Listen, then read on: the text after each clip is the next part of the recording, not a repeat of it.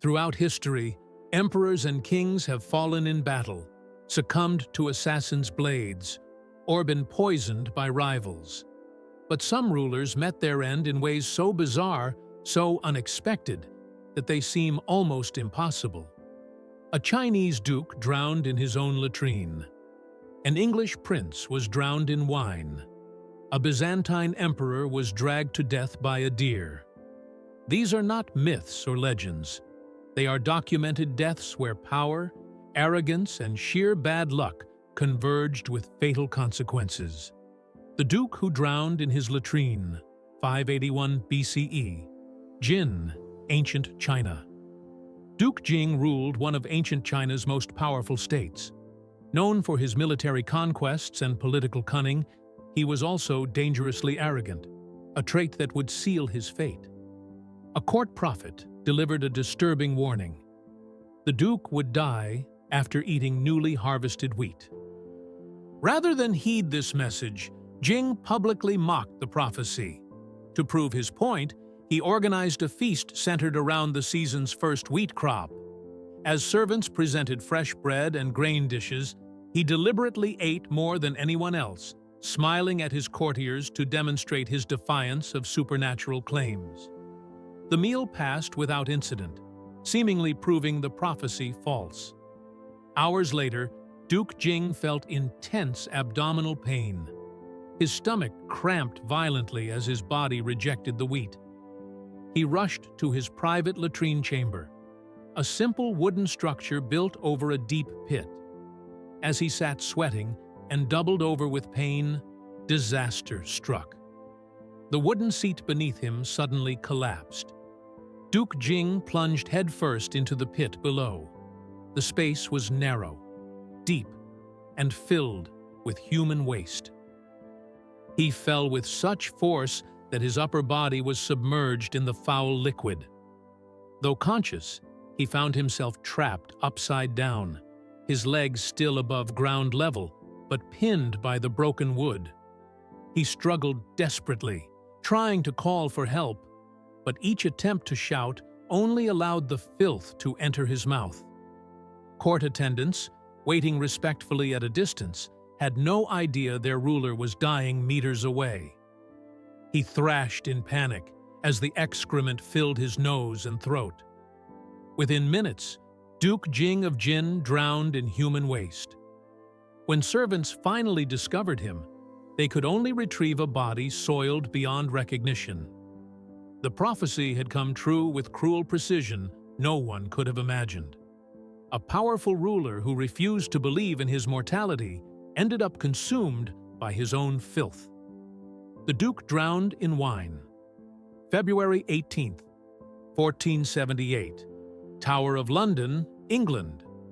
George Plantagenet, Duke of Clarence, stood in the tower awaiting his fate. As brother to King Edward IV, he had once been among England's most powerful noblemen. That position hadn't saved him from conviction for treason after years of plotting against the crown. The sentence was death. But the manner would become one of history's strangest royal executions. Edward hesitated to publicly execute his own brother. A beheading would create a spectacle. Poison might be traced back to the king. Behind closed doors, a compromise was reached. Some chroniclers claimed George himself requested an unusual method: death by drowning in Malmsey, his favorite sweet wine. A large barrel was brought to a private chamber in the tower. It was filled to the brim with imported Malmsey wine, valued by nobles for its rich, sweet taste. Guards escorted the Duke into the room where the barrel waited. No public witnesses would be present to report what happened next.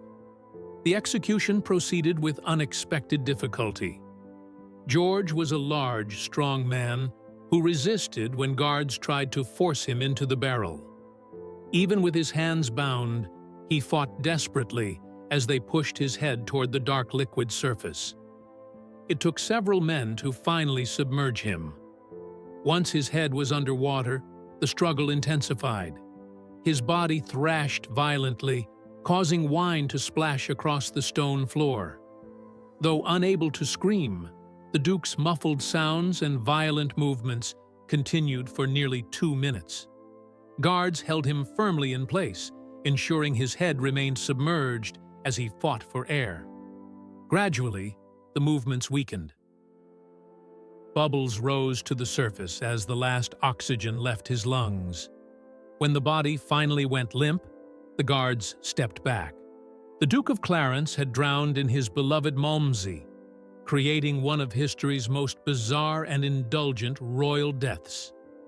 His body was later removed, still dripping with the sweet wine that had filled his lungs. If you value this kind of historical storytelling that examines the stranger realities of power and death, please consider liking this video. The Wedding That Was a Murder Trap, 794 CE. Mercian Royal Villa, Anglo-Saxon England. Ethelbert II arrived with hopeful expectations.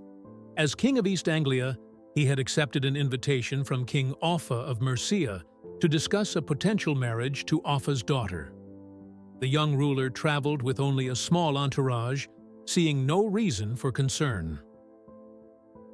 Marriage alliances between Anglo-Saxon kingdoms were common diplomatic practice. Ethelbert was welcomed with apparent warmth. Servants escorted him to lavish quarters. Offa himself greeted him with an embrace. That evening, a feast was held in the great hall where Ethelbert sat in the place of honor. Wine flowed freely as discussions of the marriage proceeded smoothly. No one noticed that the chair beneath the East Anglian king had been carefully positioned. As the night progressed, Offa suddenly stood and made a signal. Guards immediately seized Ethelbert, pinning his arms. The young king struggled in confusion, calling out demands for explanation. Offa watched silently as his men dragged the prisoner to the center of the hall.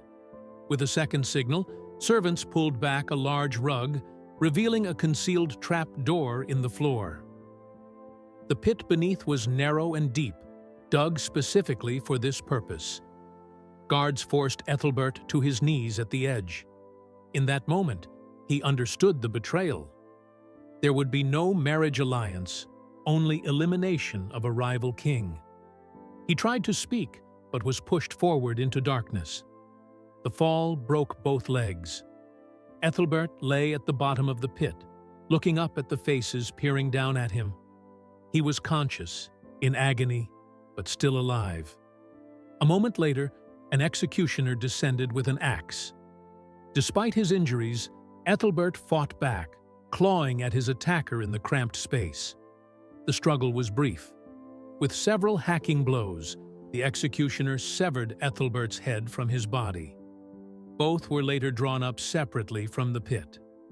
Offa ordered the head displayed as warning to other potential rivals, while the body was discarded without ceremony. What had begun as a wedding negotiation ended as one of the most calculated royal murders in Anglo-Saxon history. Dragged to death by a stag, 886 CE. Outside Constantinople, Byzantine Empire. Emperor Basil I rode out from Constantinople with his hunting party at dawn. The 75-year-old Byzantine ruler had built his empire through military conquest, rising from a peasant origins to seize the throne. Despite his advanced age, he insisted on participating in the imperial hunt, a demonstration of his continuing vitality and power. The forest outside the capital teemed with game, including large red stags prized as the ultimate hunting trophy. Basil spotted a massive specimen with an impressive rack of antlers. He separated from his guards, spurring his horse forward in pursuit. The emperor wore an ornate belt with a long sash, a symbol of imperial authority that would soon seal his fate. As Basil closed in on the stag, he readied his spear for the kill. The animal suddenly turned, its antlers catching in the loose fabric of the emperor's belt. Rather than breaking free, the material twisted and knotted around the antlers. The startled stag bolted into dense forest, dragging the emperor from his saddle. Basil hit the ground hard, but remained conscious as he was pulled along. He clawed desperately at the belt, trying to unfasten it as his body bounced over rocks and fallen logs. His shouts for help faded behind him as the terrified animal ran faster, dragging the emperor deeper into the wilderness. For nearly 2 miles, Basil's body was scraped across the forest floor, his fine garments shredded. Skin tore away from his back and legs, exposing muscle and bone. Though in excruciating pain, he remained awake throughout the ordeal, unable to free himself from the entanglement. When imperial guards finally caught up, they found their emperor barely alive. The stag had collapsed from exhaustion, but Basil was unrecognizable, his body a mass of dirt, blood, and raw flesh. He was carried back to the palace, still breathing. But infection set in quickly. The wounds festered despite physicians' efforts. 3 days later, Emperor Basil died in agony, killed not in battle, but by a hunt meant to display his strength. Suffocated by Ash 424 BCE, Persepolis, Persian Empire. Sogdianus ruled the vast Persian Achaemenid Empire for a mere 6 months. He had seized power by murdering his half-brother, King Xerxes II, while he slept. But another half-brother, Ochus, gathered support to challenge the usurper. As Ochus's forces approached the capital, Sogdianus realized his position was untenable. Desperate to survive, he negotiated with Ochus, who offered unusual terms. He swore a sacred oath that Sogdianus would not die by sword, poison, or starvation, the conventional methods of executing royalty. Believing he had secured his safety, Sogdianus surrendered and was taken into custody. These deaths reveal how rulers' arrogance, bad luck, and trust in oaths could have fatal consequences. Which of these stories do you find most shocking or ironic? Share your thoughts in the comments. Ochus, soon to be crowned as Darius II, had no intention of allowing his brother to live. He had carefully chosen his words to create a loophole. Royal engineers were instructed to prepare a special chamber adjacent to the palace. Inside, they installed a large platform surrounded by a deep pit. Servants filled this pit with wood ash from the palace fires, heating it until it glowed red-hot. On the day of execution, Sogdianus was led to the chamber. When the door opened, he immediately understood the deception. The room was filled with swirling ash particles and oppressive heat. Guards forced him inside and onto the central platform, then sealed the door behind him. At first, Sogdianus could stand without touching the burning ash below, but the platform was designed to gradually sink. As it lowered, hot ash rose around his legs. He couldn't escape the descending platform without stepping into the scalding pit. The air grew thicker with each breath, ash particles filling his lungs. Sogdianus began coughing violently as the fine particles coated his throat and airways. His eyes burned, vision blurred by tears and ash. As the platform continued its descent, he was forced to inhale more of the suffocating material. Each desperate gasp drew more ash into his lungs. Witnesses outside heard his coughs transform into strangled wheezing. The platform eventually stopped, leaving Sogdianus chest deep in the burning ash. Unable to breathe, his struggles weakened until he collapsed forward. When guards finally opened the chamber, they found him face down in the ash, his lungs and throat packed solid with the gray powder. Ochus had kept his oath, technically. His brother had not died by sword, poison, or starvation. The king burned by his own treatment, Navarre, modern-day northern Spain, southern France. Charles II of Navarre lay shivering in his royal chambers. At 54, the monarch known as Charles the Bad, a nickname earned through decades of political treachery, had grown weak with age and illness. A painful paralysis spread through his limbs, leaving him unable to generate body heat. Royal physicians gathered at his bedside to discuss treatment options. The king's condition was deteriorating rapidly. After consultation, they proposed an unusual remedy: wrapping the king's entire body in linen cloth soaked in brandy. The alcohol, they explained, would warm his blood and restore vitality to his failing organs. Servants carefully prepared the treatment, dipping long strips of fine linen into vessels of expensive French brandy. The king was stripped naked, then methodically wrapped from neck to feet in the alcohol-saturated bandages. Layer after layer of the brandy-soaked cloth enveloped him, creating a seal intended to trap heat against his skin. The wrapping complete, Charles lay immobilized on his bed, unable to move his arms or legs within the tight cocoon. Only his head remained exposed. A servant approached with needle and thread to secure the final wrap at the neck. Following standard practice, she held a candle close to see her work in the dimly lit chamber. The flame touched the edge of the brandy-soaked linen. In an instant, the alcohol ignited. Fire raced across the king's body, following the path of the wrappings. Charles's eyes widened in horror as he realized what was happening. He tried to scream, but the sudden rush of heat seared his throat. Servants scrambled to extinguish the flames, throwing blankets and water over their master. But the fire had already penetrated multiple layers of the alcohol-soaked bandages. Charles could feel his skin blistering beneath the wrappings as flames consumed him from neck to toe. The very treatment meant to save him had turned his body into a human torch. Unable to move within the burning cocoon, Charles endured excruciating pain for several agonizing minutes.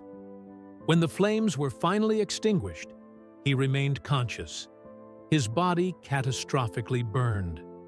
He lingered for 3 more days, lucid enough to understand the terrible irony of his condition, before finally succumbing to his injuries. Bitten by a dead man's tooth, late 9th century. Scottish Highlands. Sigurd the Mighty rode triumphantly across the Scottish Highlands. As Earl of Orkney and a feared Viking warrior, he had crushed numerous rivals who challenged Norse rule. His latest opponent was Mael Bright, the Buck-Toothed, a Scottish chieftain who had dared to resist Viking expansion. The two forces had met in battle that morning, and Sigurd's superior numbers had quickly overwhelmed the Scots. Following Viking tradition, Sigurd ordered the defeated enemy leader beheaded. Mael Brigte was known for his distinctive protruding tooth, which extended well beyond his lip even when his mouth was closed. After the execution, Sigurd decided to claim this unusual trophy. He ordered the severed head tied to his saddle by its long hair, letting it hang as a visible symbol of his victory. The Viking party began their journey home across rough terrain. As Sigurd rode, the head bounced against the flank of his horse with each step. The movement caused the dead man's mouth to open and close, the prominent tooth occasionally scraping against Sigurd's leg. At first, he paid no attention to these small contacts, focused instead on planning future conquests. Hours into the journey, Sigurd noticed a stinging sensation where the head had repeatedly struck his calf. Looking down, he saw that Mael Brigte's infamous tooth had scraped through his leggings, leaving a small but distinct wound on his leg. He laughed at the irony. Even in death, the Scotsman had managed to draw blood. By evening, the wound had begun to redden and swell. Sigurd dismissed his men's concerns, insisting they continue toward Orkney. Through the night, the infection spread rapidly. By morning, his leg had turned dark purple, hot to the touch and oozing fluid. Viking warriors carried their feverish leader on a makeshift stretcher as he drifted in and out of consciousness. Within 3 days, the infection had spread throughout Sigurd's body. No poultices or prayers could slow its advance. The mighty Viking earl died raving with fever, killed by bacteria from a dead man's tooth. His men were left to marvel at how their undefeated leader had ultimately fallen to his own arrogance, slain not by a living warrior, but by the corpse he had mockingly displayed. The absurd fragility of power. These 8 deaths span 2.5 millennia and 4 continents, yet they share common themes: the unexpected vulnerability of absolute power, the role of chance in history's course, and the dark irony that often accompanies human ambition. Duke Jing drowned in his own latrine after mocking a prophecy. George Plantagenet was drowned in his favorite wine. Ethelbert II was murdered in a pit during what was supposed to be marriage negotiations. Emperor Basil I was dragged to death by a deer during a hunt meant to display his vitality. Sogdianus was suffocated by ash through a loophole in an oath. Charles the Bad was burned by the medical treatment meant to save him. Sigurd the Mighty was killed by bacteria from a trophy head. King Alexander I died from a monkey bite while breaking up a pet fight. What makes these deaths remarkable is not just their absurdity, but their historical consequences. Alexander's death created a succession crisis that destabilized Greece during a critical period. Basil I's death ended a dynasty. Ethelbert's murder sparked religious controversy. He was later canonized as a saint and martyr. Duke Jing's latrine death became a cautionary tale about hubris in Chinese literature. These deaths also reveal the fundamental fragility of human life, regardless of rank or power. Medieval and ancient rulers commanded armies, controlled territories, and held power of life and death over thousands. Yet they could be killed by a broken toilet seat, a hungry deer, or a monkey bite. Modern readers might be tempted to view these stories as examples of divine justice or karmic retribution: the arrogant duke mocking prophecy, the treacherous king burned by his own treatment, the brutal Viking killed by his trophy. But they're more complex than simple moral tales. They're reminders that history is shaped not just by grand strategies and political calculations, but by accidents, bad luck, and the absurd intersection of human ambition with the unpredictable physical world. The rulers in these stories didn't die because they were evil or because fate demanded it. They died because toilet seats break, wine can drown, deer panic, ash suffocates, brandy ignites, bacteria infects, and monkeys bite. Power, however absolute it may seem, cannot protect against the fundamental randomness of existence. If this examination of history's most absurd royal deaths intrigued you, please like this video, share your thoughts in the comments, and subscribe for more historical documentaries that reveal the stranger truths behind the grand narratives of power. Thank you for watching.